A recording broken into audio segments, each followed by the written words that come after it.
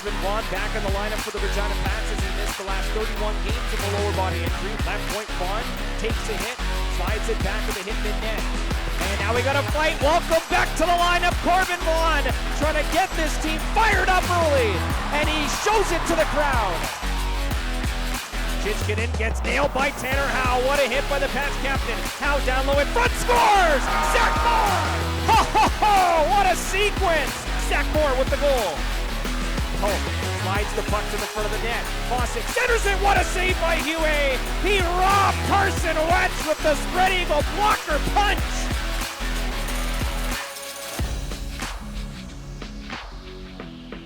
Hey, this is Tye Spencer, number 19 for the Regina Pats, alternate captain, and I'm here with the Pats Cast.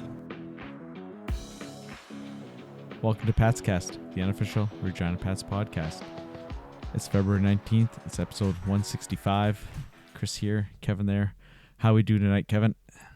A little bit better after Monday's game, after kind of a not so great week, but yeah, it wasn't the best of weeks. But it could have been worse. Could have been better. Yeah. At least they got the win when they needed the win. Yeah. Not. I don't want to say too unexpected, but I mean, it kind of played out kind of how we were thinking. Would have been nice to show up to one of the Swift Current games for 60 minutes, but that didn't happen. But yeah. Anyways. It is what it is. Playoff chances are hanging on. They're hanging on by a thread. Just win. And hope for the best, but you got to win. If you can't win, you don't have a chance. No, definitely got to not. win. 12 games left now. That's 24 points. There's still lots of points available, but they got to win. Five back.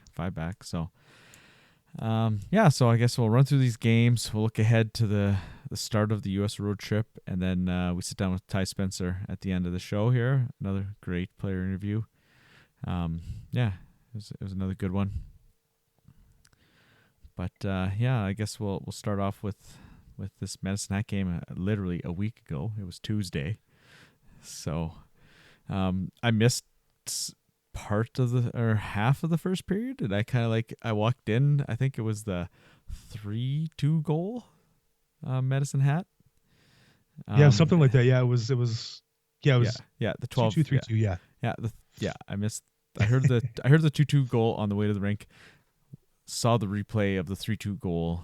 Maybe some goalie interference the Pats weren't too happy with. But yeah, that was a lot of action in that first period. Yeah, and it's like you said, it's almost a week ago. I honestly don't remember every single thing that happened, but yeah. But it was a game. It was a game. Like it was a game. It was worth the price of admission, so to speak. And talking about got to see Gavin McKenna do his thing, even though he wasn't touched on a few plays, like literally left wide open, untouched to do his little dangles and stuff like that. Yeah. It's disappointing. Yeah, it kind of comes down to power play. Talked to Brad after the game, and you could just see he was dejected. Like it was a game that it was there for the taking, right? Against, a good Medicine Hat team, but they are kind of in a funk right now. They're kind of just, playing it out here. Obviously, like we mentioned last week, they're missing one of their better players, Caden Lindstrom. So it was just there for the taking, but you give up 3 power play goals. That's a tough one. And later in the third period, and they just couldn't mount a decent comeback after that. Right? It was tough. Yeah, it was definitely a tough road to hoe, but it is what it is. McKenna, like I said, was his quote unquote elite self. Yeah, 4 points, 2-2. Yeah, and like I said, like many of the times he had the puck, the Pats didn't even get a body on him, didn't even barely touch him with a stick or whatever. It was not nice watching that. Yeah. I remember last game here, Bridgman really lit him up. I think right at the blue line, and then I clearly remember McKenna. Obviously, I don't. It's just the way it's playing out, right? But then he put Bridgman in the spin cycle. He dangled him like 3 times, like just back and Yeah. forth, and just, I mean, I don't think he really got a good chance off that play, but yeah, Bridgman was definitely in the spin cycle, and it's like, Well, oh yeah. yeah, that's kind of the payback for the hit. Not that for he sure. was looking for that, but it was just kind of funny just how stuff plays out, right? But yeah, it was you could have just get this to overtime. You beat them last time in overtime, I think it was. Yeah, I believe so. I don't think it went to a shootout, but it was there. Like, just 1 point would have been nice, right? Oh, for sure. Off a top team that you beat last time here in town. But it was not to be, unfortunately. I wonder if Weisblatt's happy he's not going to play the Pats again this year. Yeah, there was a fan down in front of us that was definitely had a view of some odd view of Weisblatt, and was yelling at him literally the whole game. And like the crowd was not very big. It was No. very, very empty. And you could hear pretty much everything this guy said, even up in the press box. Yeah, we're behind him. We're behind him upstairs, way up, and we could hear pretty much everything he said word for word. Yeah. Even Dante mentioned that he could hear him on the broadcast, so he had to turn down the crowd mic because he was so loud. Jeez. Wow. He was like the heckler guy that used to be in the Tampa Bay Rays that used to heckle Eric Kinski back in the day. Yeah. This guy was on Weisblatt like the whole game. The whole game. And there was a man. couple sitting in front of him. I don't know how they didn't move. Like, there was lots of empty seats. It was Tuesday. It was a pretty light crowd, but like, I would. Then probably his designated driver or whatever. But there was 4 of them sitting together. Hopefully, one of them was sober on a Tuesday night. Like, at least he wasn't like vulgar or anything. But No, he he wasn't. But just on him. Like the dude is 19 years old, yeah, like, and he was just on him ragging him the whole time. Even when he was on the players' bench, he was still ragging him. It was just weird. It was weird. Yeah, definitely. That's for sure. I haven't seen much of that lately, but Oh, not that hardcore. no. Yeah, you get the odd cat call here and there, but nothing even close to that. literally every time he was on the ice, he was yelling at him constantly. Yep. It was weird, but yeah, it was just it was a good game. Like, I mean, they showed up. It was for sure. Like, it wasn't like what happened with Swift Current Yeah, both right. times. It was pretty evenly matched, but just that the Pats just couldn't find the evening marker with the last like 9 minutes of the game or whatever. So Yeah, or just get a stop on one of those power plays. Like, Medicine had only had 3 power play chances, but they scored on all 3. Yep. The Pats were 1 for 3 on the power play, but Which isn't bad, but no, 0 for not at 3 all. on the kill is not good. no, right? You If get they would have stopped 1, it was a totally different game. yeah, Would have stopped it's 2, an it would have even. been way different. Yeah, exactly. Right. So it's just one of those games where you like you played good enough for a point, and it just didn't work out. Yeah. But yeah, and then you mentioned Swift Current, so we watched this Swift Current game on Friday, and it's just like the wheels just fell apart in the second period. The wheels fell off. The first period, great first period, like back and forth. Fantastic.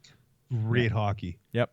Great hockey. Both teams. It was just perfectly evenly matched teams. It was just like the first period last time Swift Current here was a 0-0 period, but it was one of the best periods we've seen all season, and it was just like that. Yeah, the Pats had the lead out of the break or into the break 2-1, so even better. You have a 1-goal lead, but then the second period happened and they score 4 goals in just over 4 minutes. Like, On 4 straight shots.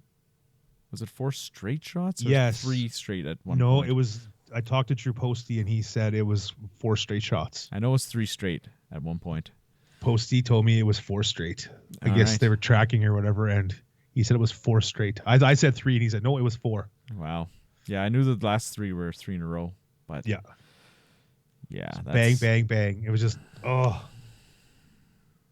Yeah, it was just it was just disappointing to see. And then by that point, the middle of the second period, the tires were gone, and it just seemed like the team was down. And then Swift Current gets one late second period, and they get one in the third, and it was just yeah. It was not a great outing for the Pats. no, not at all. I mean, there wasn't much to say about this game. Like it was just No. disappointing, right? I good, mean, good first period, and then woof Yeah. after that. yeah. I mean, just looking at the standings here before we went on, you look at Swift Current as of now. They're 8-1-1. And they're past 10, so they're on a heater, right? Like They're catching fire. yeah. So I mean, that's kind of what they were hoping to see when they made the geeky deal. Like they were having some injuries, and they hadn't had their whole team together for a while. And they've got some good 19s, and this was kind of their year, and the GM kind of gambled a little bit, and it seems to be paying off for them. For sure. Yeah. What else can you say? Yeah, no. Yeah, so it would have been nice if you could get this game, like we said, because you want one of these two games, and unfortunately you didn't get the one at home. If they would have played half as good as they did in the first period, it would have been a lot closer. Yeah, right. It was, but the wheels just completely fell off. Yeah, just right off, right? So the saying, when it rains it pours. They got those two goals in a row, and then it was just bam bam. That was it. Definitely. You could just once they got it to 4-2, you could see that the Pats got deflated. Yeah. There was no pushback, nothing. There was just done. Yeah, like it was frustrating, but it is what it is. Yeah. And then so you're hoping you can turn around and respond in Swift Current the next night. But it was not good. 16 seconds in. Was not good. Yeah, right. And then, I mean, you get out of the first period even. Like, more scores after. Then Swift Current gets one, and then Wilson gets one late. So you're thinking, okay, not bad. It was a decent first period. Yeah, 2-2. Yep. And then the second Pretty period even. happened. And yeah, they get 3 the wheels goals. Fell off again. They forgot to put the lug nuts back on, or tighten them up, or torque them, or whatever. Yeah. The tire change at intermission went sour again. Yeah. And then Ward gets 2 quick ones. Like the first one came right after the break, so I missed the first one, and then he scores right after a minute later. Exactly, a minute later. Yeah. Just like, and then there was nothing. The Pats had nothing again. Like, it felt like we were watching the Friday night game again. Mm-hmm. It was just the same thing happened. Yeah, it was. Yeah, we literally texted each other and said, "Is this the same game Friday?" and my biggest gripe about this game was the lines guys waving. They had to have waved at least 15 Pat players from the faceoffs. It was unbelievable. Almost every defensive zone faceoff, they'd wave someone. It was. I don't think I've ever seen that many waved out guys. Just unbelievable. And there was 81 faceoffs. Yes. Like this game ended at like 10 o'clock. Like it was horrendous because they had the little, family day weekend or whatever and honoring the billets and stuff, which is fine. But then, so that pushed the game back in, 10, 15 minutes. And then the face-off debacles. Just drop the puck. Like, get them lined up, stop that fake drop, and just drop the puck. Like, even the ref, like, it was after a goal or something. Or whatever it was, first face off of coming out of the intermission, and the ref's there, and he's like trying to line them up properly. Like it's center ice, just drop the puck and go, right? Like exactly. There's no big advantage. It's not a defensive zone face off. Like no. There were two. The linesmen were both. I don't know if they're fairly new. They haven't been calling regulars. Too many Pats games, so they might be regulars in the Central. I don't know. I never really dug into too much, but man, it felt like almost every single defensive zone face-off they were waving someone from the Pats. Yeah, it was painful to watch. And to have that many face-offs in a game anyway. Yeah, plus you had 15 plus guys waved. It's just unbelievable. Yeah, because you go back to the Friday night, there's only 64 face-offs, so you got almost 20 more face-offs plus all the wave outs. Yep. Like, oof, right? Took, Like, and like you said, the game did take forever. It felt like Yeah. it was just wouldn't end. yeah, and it wasn't a good game to watch, to actually No. watch this whole thing out, right? So Not as a Pats fan anyway. no, not at all. You look at the final shots on goal, like Yeah, 46-21. 46-21. Gee, Rough. come on, you guys. 8, 7, and 6 for the Pats. Like, there was no hope in that game that that they could win this. Like, it was just not good, right? No. So yeah, you're 0 for 3 on the week, and you're like, oof, that's not a good start to the week. But you got Calgary coming in. This is the most important game. I mean, This is a must win. every point is important, but this one's even more important. This is a must. Yeah, because you're chasing Calgary and Lethbridge. Like, Yeah. you got to catch two teams. That's tough, right? And both teams have games in hand with you, and so if you lose to Calgary, it's pretty much curtains. Yeah, Like, you're 9 points back. Yeah, So the Pats and you have to responded. jump Lethbridge as well. Yeah. So it's not good. And then Calgary goes and beats Moose Jaw on Saturday night. Then that would have been Saturday night, right? So you're thinking, oh, come on, like Moose Jaw should have beat Calgary, right? But it doesn't really matter because you still got to catch Lethbridge as well. So Make it interesting at least. Got to win. yeah. So you come into Monday and it's like, okay, this is a definite must win if you want any chance of making the playoffs. One of those quote unquote 4-point games. Yeah, and the first period was good.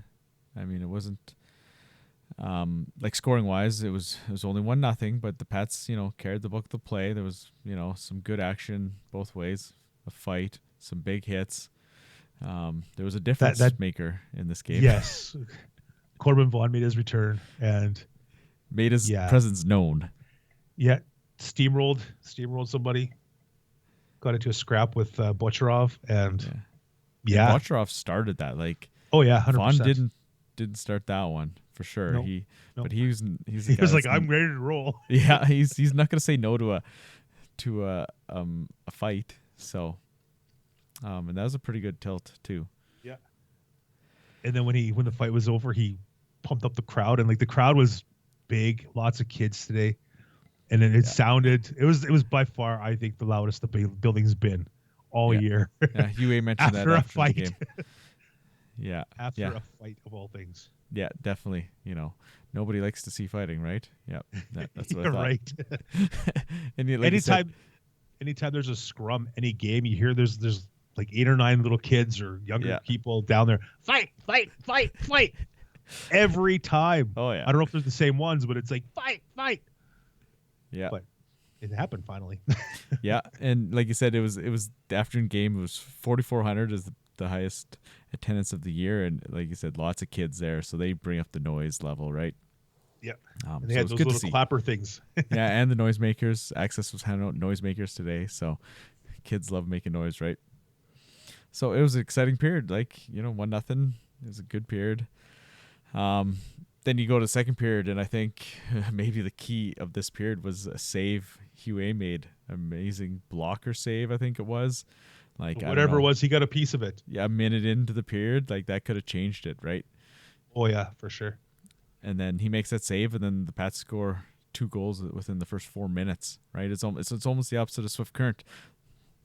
The wheels didn't come off this period, and they were doing the Calgary's wheels fell off. Yes, right.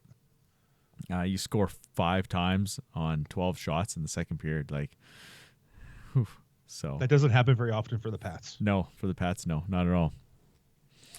But it was just nice to see a complete effort. Like, I don't think there was really anything you could really nitpick in this game.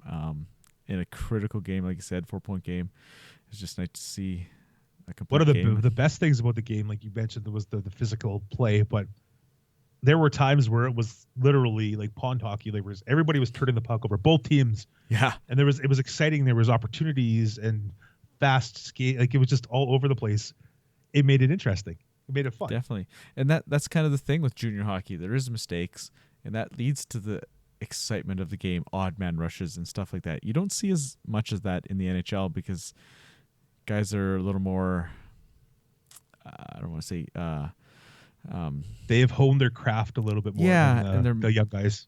They're not willing to take as many chances per se, make bad passes, right? Yeah, sure, you see bad passes and stuff in the NHL all the time, but not to the degree you see at the junior level, right? So and sometimes on one shift you see more bad passes in a junior hockey game than you do in the whole NHL game, but that's the whole point of junior hockey.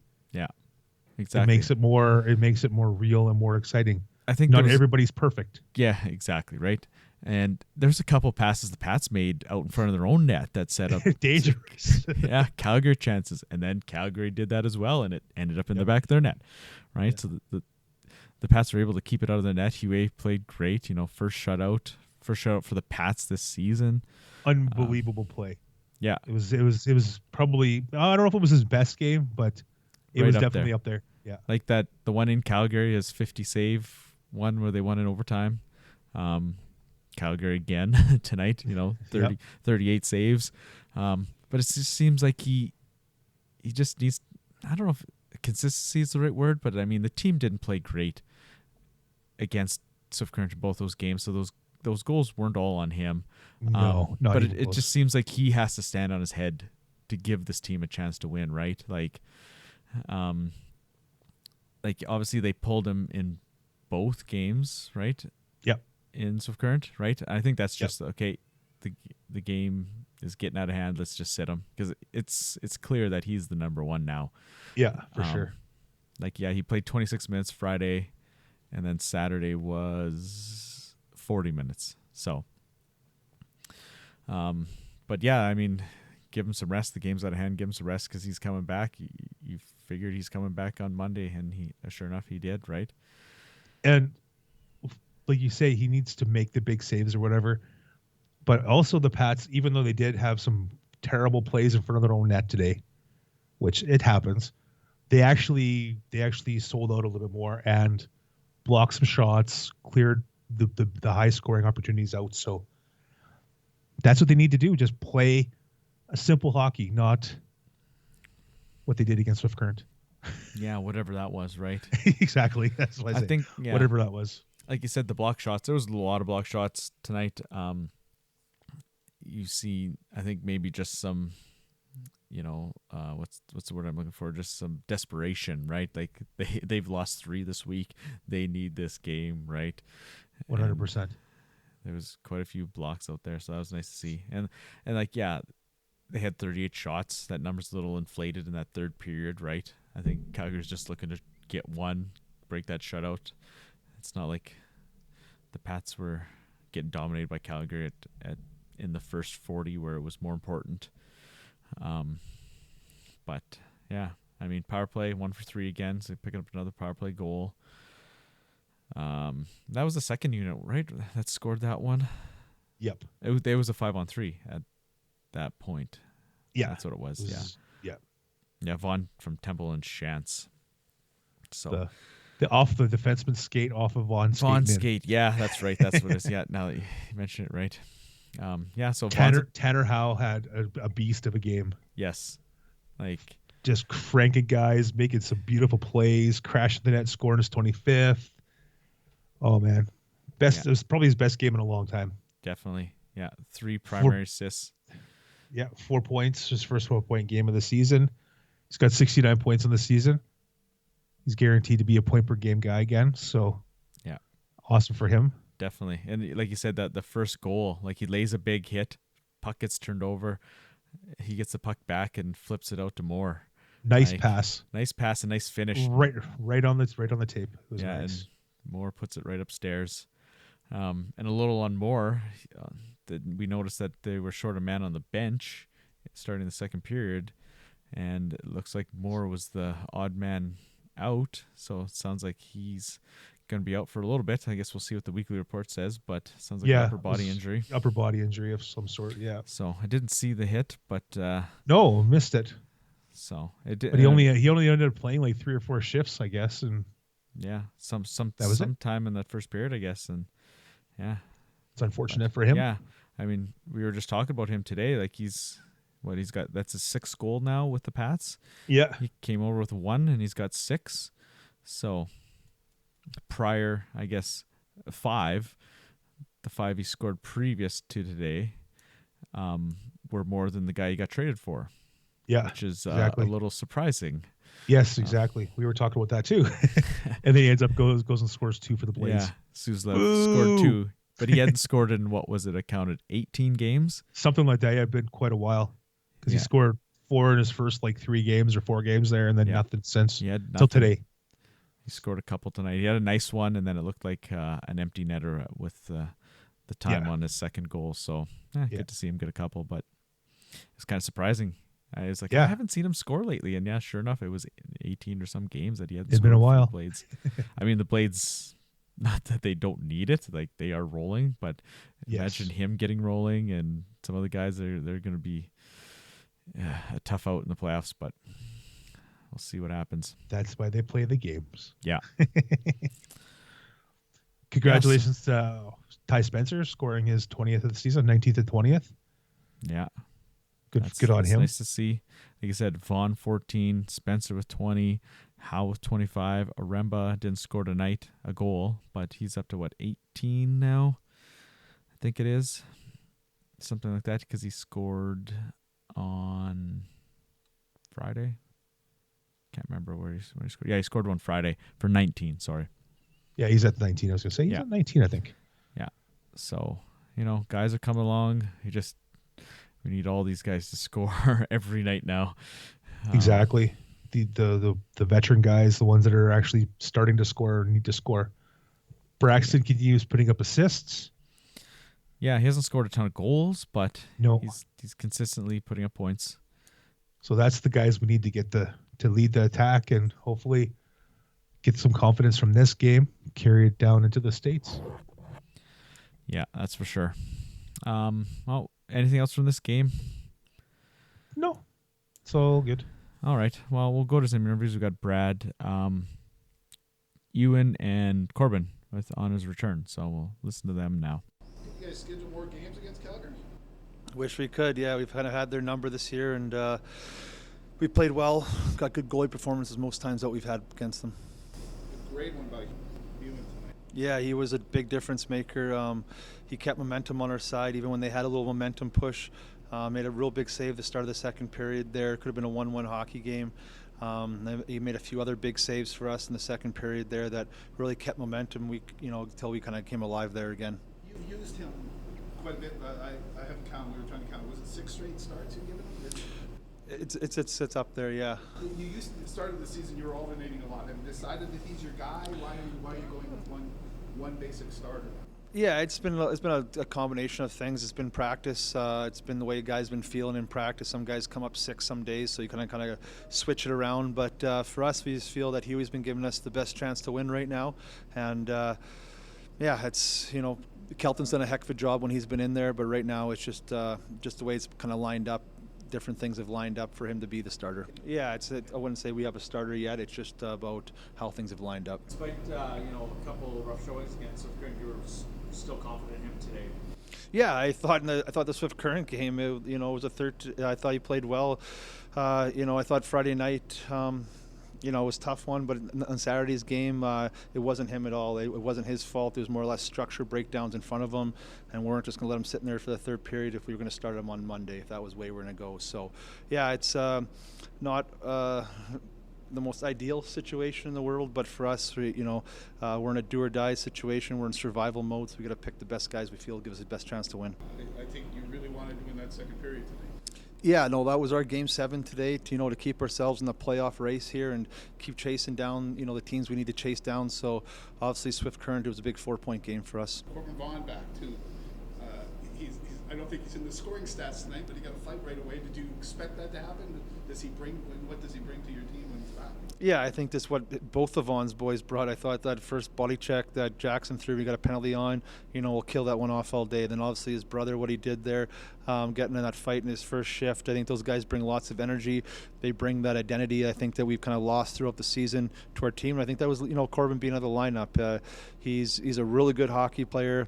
That physicality, that toughness he brings is something that's natural. But before he got hurt, he was arguably one of the better defensemen in the conference, and he was really coming into his own. So it's nice to have him back out there because he eats up big minutes. And when him and Parker Berg were together, they were a force. And this is what we expect from Corbin going forward. Enthusiasm too, right? Oh yeah, like he's one of those guys in the dressing room that's saying all the right things. He's going to be a leader of a hockey club one day, and that's just not what he says in the dressing room, but just obviously the actions and the identity of the hockey team that we're trying to build here. Him and his brother, it's kind of built around those guys and how we want to play hockey. What do you tell the kids? Like it's just a. I think this, the style of hockey we played tonight, a lot more physical, is something we got to be prepared for. That conference, they're a big, heavy conference over there. So I think for us, it's just be prepared for the hockey and don't pack too much clothes. What save do you remember the most? Which one do you think was your best of the night? I'd say that that first one in the second period. Okay. I think when it's a 1-0 game, sometimes you need those saves and. I think that was the biggest of the game. You've been starting a lot of games. Is it wearing you down? Does it get tiring to start that many, or are you excited to start that many? No, obviously I'm excited. We're playing great hockey, and it's a lot of fun playing right now. Obviously, 2 last games were a little tough, but it was great bouncing back tonight, and it's just gets me really excited for that U.S. road trip. It's a little easier when it's a 6-0 game than, say, a 1 or 2-0 game? Yeah, I mean, depends on the situation, but I guess, today coming in, the pressure was on them to, we both needed a win, but pressure was on them. They're in front of us in the standings, so they had a lot of pressure, and, I think we all felt good coming in, but as you said, I think, when you're winning 6-0, sometimes it's all easy, to be a little offense-driven, so there's more mistakes, and sometimes, it's a little more stressful for me when it's 6-0, Nice was to see Corbin Vaughan back for together. It was unbelievable. What a first shift, fighting. Was it his first shift? Yeah, no, it was. Did that spark the team? Oh yeah, I think even the crowd got into it. That might have been the loudest Brand Center we've heard all year, and no, that was a lot of fun right off the bat. Big fight, so no. How crazy have you been not being able to play? Has it been tough? It took me a while to just fully embrace it, and then when I wasn't playing, I was just itching to come back for too long. It felt too long, so Wednesday is 3 months, so pretty close to 3 months, but yeah, that was the timeline. It was hard, but we took it one day at a time and just progressed every day, and here I am. Did you think you would be in a fight tonight? I thought that's probably the best way to get me back engaged, so no, it's something I like to do, so got the boys going too. I was going to ask, did you think it did? Do you think it inspired them a little bit? I don't know. That's who I am, so having that presence, I don't really care. I just like doing that for my team and getting us going. Have you spent a lot of time down here by yourself getting rehabbing and working out? Yeah, we had a good program thanks to the trainer and our strength and conditioning guy, and like I said, one day at a time, just progress as much as we could. And did it ever get tough? Yeah, it got tough. I think just the thing I missed the most was the dressing room. Like even when I wasn't practicing or missing just games, I think the dressing room was the biggest thing. Was this getting back in with the team now, getting on the road trip? How will that get you back? It was awesome. We had guys out of the lineup, and we got a bunch of new faces still. So I think there's nothing better for the team right now than this. And the bus is long, but it's friendships and memories and just messing around. Yeah, it's awesome. No, yeah, it's awesome. These trips are good for a team, right? Yeah. Yeah, it's awesome. Yeah, bonding, especially with our younger ads from the deadline and closer to the deadline. It's going to be awesome for our future, let alone just this year, but I think for maybe next year too. You had said that this might be the loudest you guys heard the Brand Center this year. It was after your fight. Do you think that's so? Yeah, I thought we had a pretty good crowd out tonight, and well, I guess this afternoon. But being a holiday and getting lots of kids in here, the kids are always super loud, so it was awesome. All right. So, yeah, the road ahead. On the road, literally. A tough road ahead. Yeah. So just 2 games this coming weekend in Spokane, in Tri-City. And then after that, you got 2 midweek games and then 2 weekend games. So we'll talk about 4 games the week after. But yeah, I mean, the Pats only have five road wins, right? So we were talking pre-game downstairs. The Pats, there's 4 games that they should have a chance to win, right? I don't want to say winnable, but they should be in 4 of these games. And they're the early games, right? You got Spokane and Tri-City. They're both, they're the 2 teams fighting for that final playoff spot in the West. And they're both very inconsistent. Spokane's a point more than the Pats.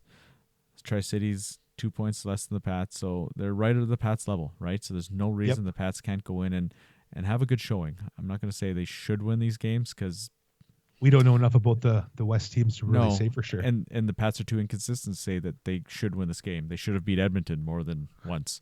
Exactly. Right. And with 5 wins on the road, you can't really say they should do anything. Yeah. Exactly. They need to win at least 3 or 4 of these games. Yeah. And then after if they don't, ick. Definitely. Yeah. And then after that weekend, then you got the Seattle Wenatchee, the Tuesday, Wednesday. Seattle's a team that's kind of struggling. Wenatchee's kind of struggling now after the trades. So that game may be a game that they can pick up a point or 2 from. And then looking ahead to the weekend after, then you're in Portland and in Everett, and they're looking. They're a class above. Yeah, the Pats play 6 games in 9 days in the States. That's an ugly stretch. It's tough, especially at this time of the season. Like, who cares? The Pats are out of the playoffs or in the playoffs, but at this point of the season, that's a tough stretch. Yeah, being that far away from home. Yeah. At least the quote unquote winnable games are early. Like they can, yeah. I mean, I don't want to say you want to punt on Portland and Everett, but by that point in the road trip, you're going to be on fumes, and it's the 2 toughest teams. So those games could get ugly. You don't know. The Pats have got to sell out. Just play their game, play like they did today, and they'll have a chance against everybody. Yeah, no, for play sure. Like they did against Swift Current in the second and third periods. Those last 2 games, and they're done. I'm just being honest. Yeah, right. They got to show up in all these games, obviously, and see what you can do. Like, yeah, it's a long travel trip. Like they leave Wednesday morning, and it's 12 hours straight through to Cranbrook, and then Cranbrook to Spokane. I believe. Yeah, 2 days straight, right? Like, that's tough. And then when they're done against Everett, I'm not exactly sure how the itinerary is, but it's like an 18-hour bus ride back. Yeah, right from the coast, basically. That's rough. Yeah, definitely. But that's the joys of junior hockey, like we said before. It's like I said, it's unfortunate they couldn't have done this trip earlier in the season. I know the Briars here, but they could have played Alberta teams, or they could have done little mini road trips here and there, back and forth or whatever. Had this one done early. Like, I don't understand why. Like, this has happened a couple times lately where they've had the U.S. trip or like the West Coast trip later in the season. Just doesn't make any sense to me. It's nice to get it out of the way early. Exactly. Then you don't have to worry about it. Yeah, it's tough. I mean, the Pats did historically good last year, but for the most part, it's a historically rough road trip for the Pats as a franchise since basically 2000. I went back to 2000, and the record is not good on that West Coast road trip. Nope. So, and that puts you kind of behind the 8 ball because these are games that you need to win. I mean, I'm not saying if you lose them, you lose them at the start of the year or the end of the year. It's just, at least if you lose them at the start of the year, they're behind you and you know they're done, and you can focus on winning. Whoever else you'd be playing right now. Yeah, right. But yeah, I mean, it is what it is. It's not much you can do about it. The travel should be easier at this point of the season, like weather-wise and such, but you never know. Exactly. Yeah, so we'll see what happens. I mean, there's winnable games. Hopefully they can show up and compete in some of these and have a good showing, right? Yeah, exactly. You never know. You got to play them. They could go perfect. They could get destroyed every game. Like you never know what you're gonna get when you go there. Yeah. Yeah, I don't know. What else you got here? Well, I don't know. That's probably about it. Let's get into the player interview. Do you have a player of the week? Player of the week. Player of the game for Calgary. I mean, it's a pretty exciting game. It was a very exciting game. And the Swift Current games were nothing to write home about. I will go. My player of the game will be Corbin Vaughan for setting the tone. All right. The hit, the scrap, getting the crowd into it. Everybody seemed to get behind it. Yeah. And welcome back, Corbin. Yeah, no, it's nice to see. Happy he's back. Obviously, I don't know if there was didn't ask him if there was maybe a minutes limit or whatever, but I mean, sitting for 5 in the first period, put the brakes on him playing a whole ton, obviously, but it seemed like he was out there a lot anyways. Yeah, he played quite a bit. Yeah, so it was good to see. I mean, there's 2 obvious ones, obviously, or 3 obvious ones, but that's why I went with Corbin. Yeah, I know, right? Peskett's, he's been in and out of the lineup. He scored a goal tonight, a really nice goal. I just want to maybe highlight him. Yep. It's nice to see that secondary scoring, right? Like, yes. Him, Wilson, like we said, we mentioned Wilson in previous weeks that he's, man, he almost destroyed a couple guys tonight. Speaking about big hits. Just an inch one way or the other, he would have obliterated guys. He almost obliterated that one guy that lost his stick. Like he just missed him. He just like an inch. he could have sent the guy into next month. Yep, definitely. But yeah, even Jackson Vaughan had an early hit there. It was a really big one that he got penalized for. But yeah. Like Brad said in the interview there, he's like, "Oh, we'll kill that all day. Like we'll take that, whatever. Yeah, exactly. We want to set that tone." And we've mentioned before that they've struggled to keep that physicality for 60 minutes, and sometimes it can be hard to do that. It seemed like they upped that tonight. Like they really upped that level tonight. Well, they knew they needed to win, so maybe they bought into it and sold out, so to speak. Maybe that'll get them their mindset right for this road trip. Like we bring I our hope game. so. We bring our game. We don't. Doesn't matter what they're doing. We got to bring our game. Exactly. I hope so. So, but yeah, I mean, you touched on Huet shutout. How was one of his best games this year. Spencer with 2 as well. Like Whitehead playing Whitehead. Nice setups, killer penalties, you name it. Mm-hmm. Just Cole Temple looked good again tonight. I thought, even though he took 2 penalties that are what kind of penalties? I mean, we have kind of rose-colored glasses here, but I mean, that was some terrible officiating. Like there was one, it was Slaney and Yakemchuk, and Slaney kind of punched Yakemchuk, and Yakemchuk retaliated, and only he went, right? Like totally should have been both guys going. 100%. And then, but Pat's got the power play. Whatever. Okay, it is what it is. But then Temple gets tackled, literally tackled twice, and he gets 2 penalties, or a penalty on each play. One was roughing, and both were roughing, I think. Yeah. Oh no, it was unsportsmanlike. Unsportsmanlike conduct. Yeah, was the other one. So it was just odd, but he got mugged twice, and he got penalties on both. Yeah, but he looked good out there. I think he's maybe getting that goal, kind of got the monkey off his back and kind of got him going again. Yeah, he's got a little bit of swagger, a little bit more. Pep in his step. Yeah, a little more swagger in his game. Definitely. So that's nice to see. He's playing more minutes. He's playing on a higher line, not here and there and everywhere. So that might help. definitely. He's a skill player. He needs to play. Yes, he needs to play in the top 6, pretty much. Yeah. I think, right? But yeah, just get him rolling for next year, right? Get some For confidence back in him and get him kickstarted for next year. So, For but sure, yeah, for with sure. that, you got anything else, or we should go to this interview with Tye Spencer? Let's go. All right, we're pleased to welcome Tye Spencer to the show, number 19, alternate captain of your Regina Pats.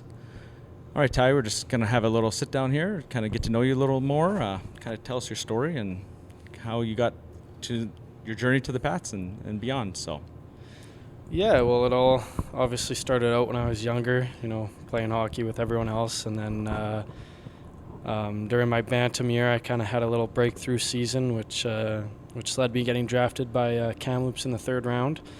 I ended up going to Kamloops, played my 16-year-old year in the COVID season there, and then about halfway through my 17-year-old season, I was traded here, and I've liked it ever since.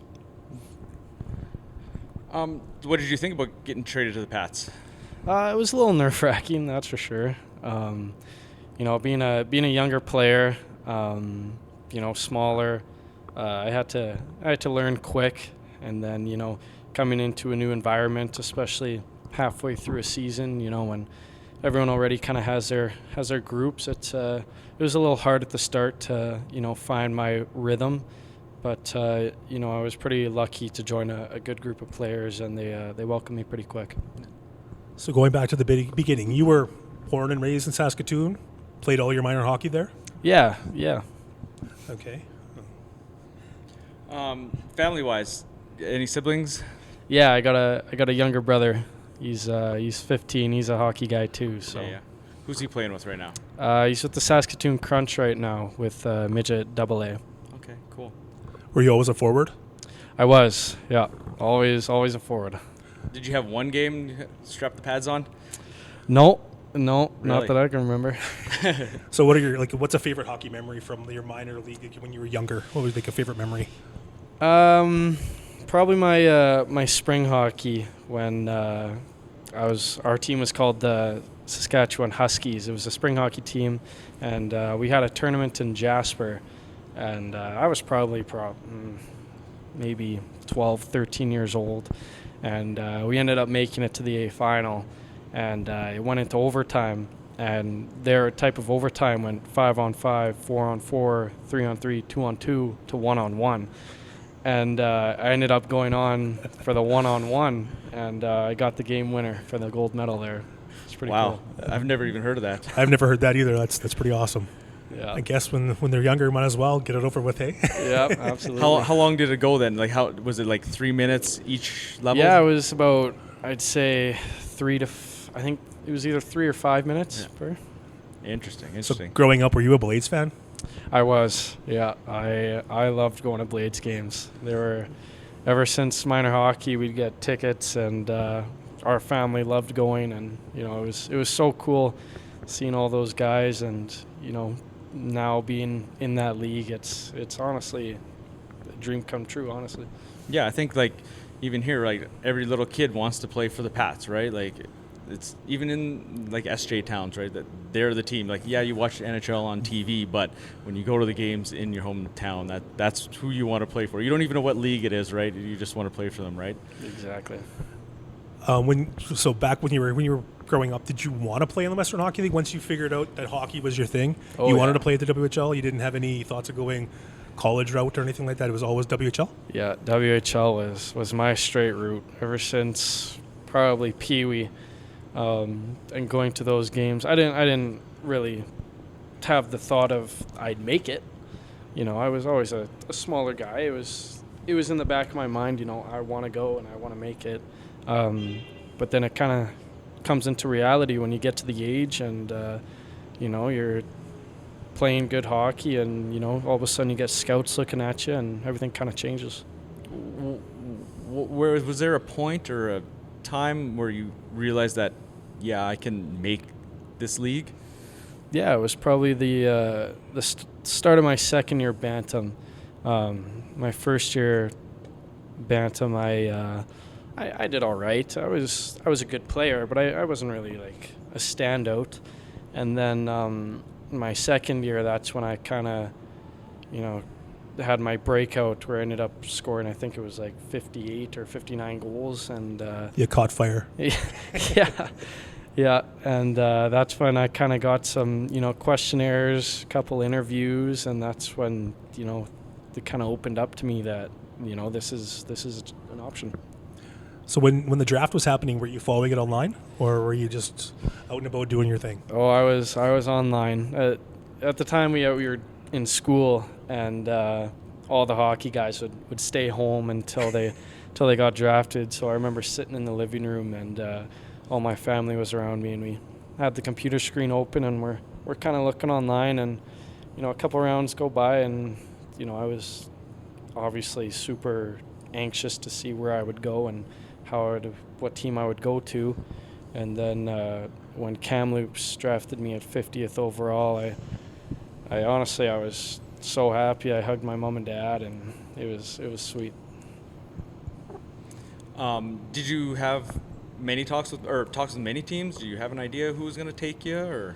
Yeah, there was a lot of teams that got a hold of me. I'm not going to say all the names, but you don't have to say the names. There was quite a bit. Lots of people. Lots of interest. Yeah.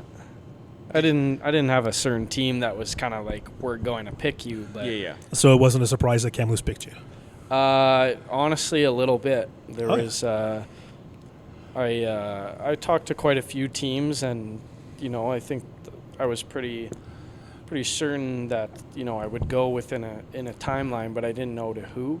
And so when Kamloops called me and told me they drafted me, I was pretty happy. Nice. So what did you think about coming back to kind of home now with the Pats? Was that transition a little easier than the second time? But yeah, it definitely helped a little bit, with my family too.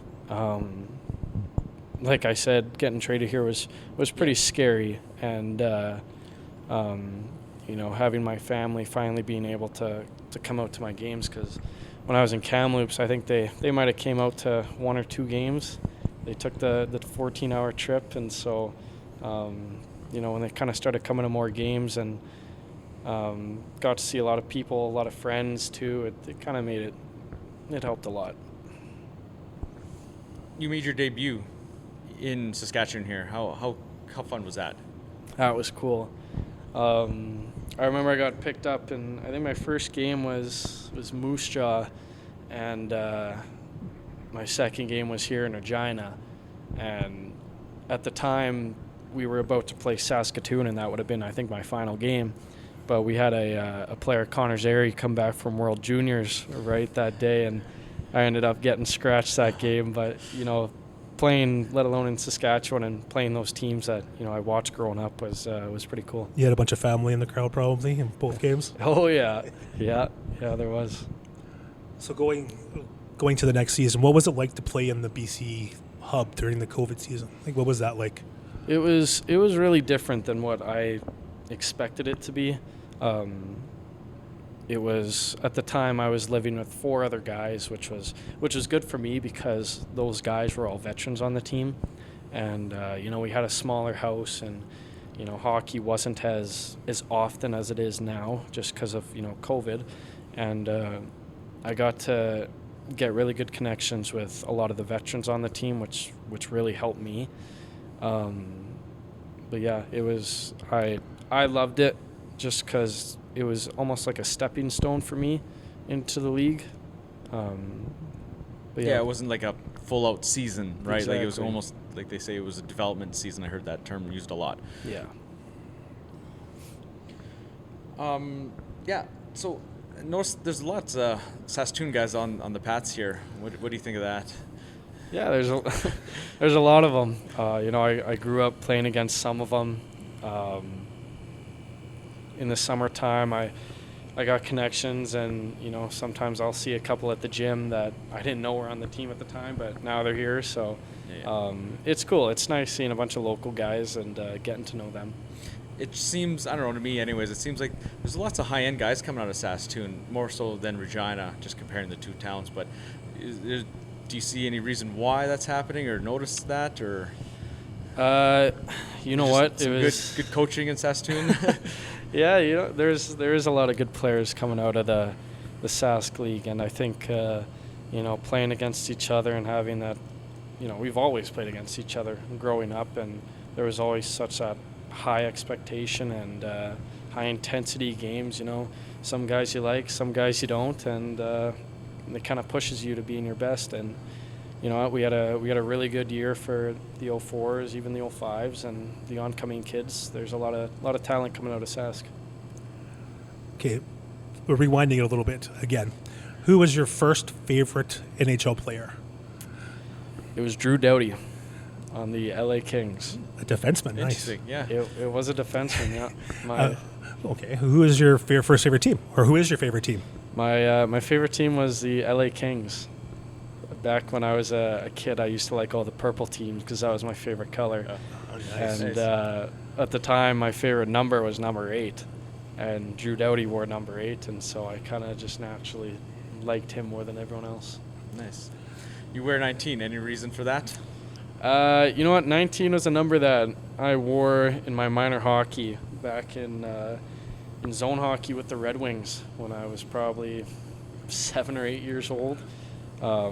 It was either 19, 8, or 11. And when I got traded here and heard that 19 was open, it was kind of a given that I was going to pick it. Nice. And 9 minus 1 is 8. Exactly. There you go. Okay, with that being said, who do you pattern your game after? Like, is there an NHL player or players that you kind of pattern your game after? Yeah, it was always Johnny Gaudreau for me. He was a smaller guy too, and so skilled, and that was kind of something that I kind of had to watch for when I was getting drafted, because there were questions like that and who I wanted to replicate my game over, and I think Johnny Gaudreau was a smaller, faster guy that could think the game well and use his size to his advantage, and that's what I do. Going back to Braxton, you mentioned Tkachuk. I think he patterns his game after. I think he more said he wants to get more like Tkachuk. Do you see that happening with him? Not really, no. No. All right. Didn't think so either. Maybe if he hits a little bit more. Yeah, he said he wants to get in that. He's a little more fearless, he said, with the bubble on. He said. Yeah. So. Okay, well, getting to know you now a little bit more. Like, what's your pre-game go-to meal? Or do you have, like, a specific meal or meals? I've always been a huge chicken, pasta, and peas guy. That was the go-to, and then I kind of recently switched up a little bit for the second half. I was eating chicken and rice. But yeah, those are definitely the go-tos. Yeah. Any pregame superstitions? Yeah, I always got to eat and then shower and get ready at the exact same time. Especially during a game and during warm-ups, I got a lot. I always tie my left skate first, and then me and Zachary Shantz have our little thing after warm-ups. So it's I like getting in a groove. It makes me think I play well. With that said, do you have any intermission routines? Anything specific at intermissions, or is it just to relax and get prepared for the next period? Not really. Normally, the only thing I would say is after warm-ups, I normally take off my shoulder pads, and if my stick's all wrecked, I'll retape it. But other than that, nope. Heel to toe or toe to heel? I am a heel to toe. That's two now. Yep. Okay, a little bit about the pads. Do you prefer the blue and whites or the white and reds, like the alternates or the main jerseys? What do you prefer? Ooh, definitely an alternate guy. Alternate guy? Yep. Does most of the team enjoy the alternates? I would think so. Yeah. They're pretty jerseys. Yeah. Bus activity. What are you guys doing? What's your favorite one on the bus? I lay 2 mats on the ground. I lay down on the ground, and I don't get up from the ground. I'm beside Whitehead, and he gets a seat. I dibs the ground, and then either you put on some YouTube or take a nap. One of the two. All right. So no Chase the Ace for you? No, I don't. I'm not into the Chase card games. What are you watching, like, on YouTube? Is there any movies or series you're into right now? not overly. No. It's kind of just whatever's browsing. Yeah. All the common stuff that people watch, hockey related, non-hockey related. After hockey's over, whenever that is, what are you looking to do? Any interests or something on the mind? I've always had a goal, and that was to obviously play in the WHL, and then when you get older, you kind of have to realize, maybe hockey's your thing, maybe it's not a thing. I want to play out hockey for as long as I can, and even if I get a pro contract, if I don't, the backup would be to go to the Huskies and become a physiotherapist. Okay, Nice. Stay in the sports realm. Yeah. Ever since I was a kid, I've always wanted a active job and stay in the, like you said, the sports realm. Before that happens, what do you do for summer activities? Do you do anything interesting for summer? Like, do you go fishing or hiking or? Yeah, we our family used to have a boat and a cabin up at Emma Lake, and that was kind of our go-to thing. And then we ended up selling the boat and the trailer, and the goal is to get out every once in a while, whether it's renting a cabin for a weekend or something, or going out with friends, going fishing. But pretty fortunate, I got one of my buddies who's got a spot up at Candle Lake that I spent a lot of time with in the summer, and go doing fishing and water sports and all that.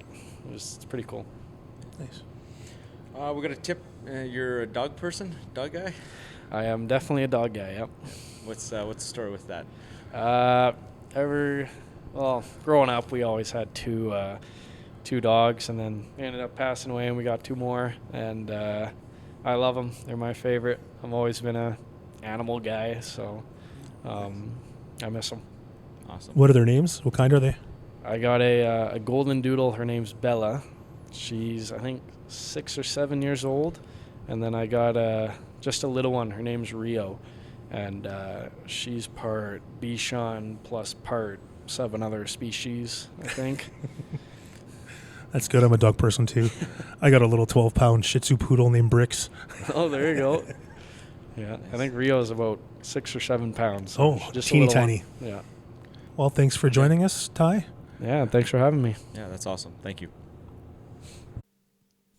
All right, that was a great sit down with Tye Spencer. He's kind of come a long way. You can still see he was a little nervous talking to us. Yes, he was.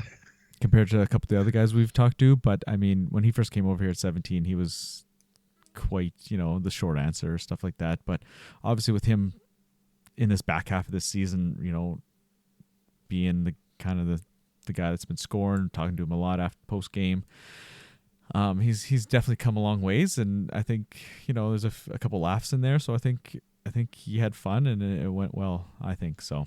Yeah, it was nice. It was nice to sit down and chat, and it was nice of Dante giving me a couple little pointers to ask him which direction to go with questions and stuff. So yeah, that's always nice.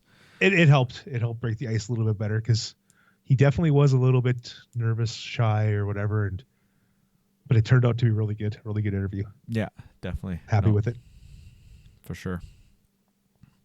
All right, well, with that, we should wrap this up. Any closing thoughts there, Kevin? Pat's got to win. That's all. Just win, baby. Play their game. Just win. Yeah, hopefully they can play their good game, right? Like we seen today against Calgary. If they can bring that consistently, then they'll have a chance to win. 100%. So we want to see the physicality. I think they play better when they're playing physical. Yeah. So, for sure. So hopefully we see some good games on the road. They are later. You're looking at 9 o'clock and 8 o'clock, and yeah. So I closed the schedule tab already, but Spokane's 9 o'clock our time, Tri-Cities 8 o'clock our time. So yeah, so 9 on Friday and 8 on Saturday. Sorry, 9:05 and 8:05. Yes, the Americans with their 05s. Yep.